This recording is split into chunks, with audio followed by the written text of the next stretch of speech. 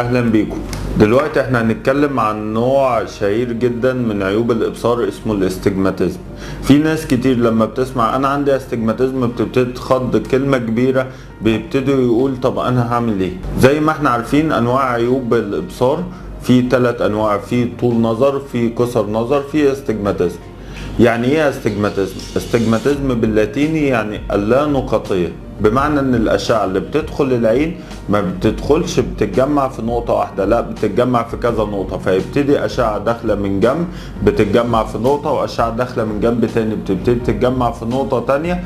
بيحصل ان انا بيوصل لي للعين كذا صوره، يبتدي يحصل زغلله. في انواع كتير للاستجماتيزم، بس اشهر نوع انا بشتغل عليه اللي بيكون في القرنية، وده اللي انا بعالجه بالليزك او بزراعة العدسات.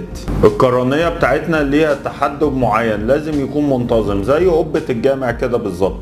ما ينفعش انها تكون منبعجة من جنب او من جنب التاني. في الاستجماتيزم بيكون في عدم انتظام في تحدب القرنية بتاعتي، فبيبتدي يحصل الاستجماتيزم او اللانقطية اللي احنا قلنا عليه. بنعالج الاستجماتيزم ده ازاي؟ بنعالجه بان انا بلبس نظارتي او بلبس عدسات لاصقه بتكون بتعالج الاستجماتيزم بس في مقاسات محدوده، او ان انا بعمل عمليه تصحيح لو انا شخص بعد سن 18 سنه وفحص ان يسمح ان انا اعمل عمليه.